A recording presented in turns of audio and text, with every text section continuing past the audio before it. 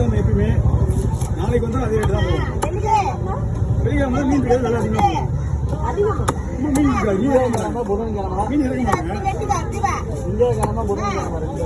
மீனே வராது. ஞாயிற்றுக்கிழமை சாப்பிட்டு தீவிரமாக வர மாட்டாங்க கடைக்கு.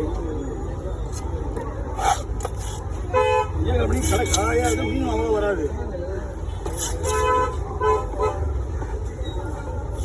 பேமெண்ட்லாம் வாங்கிடுறேன் கரெக்டாக.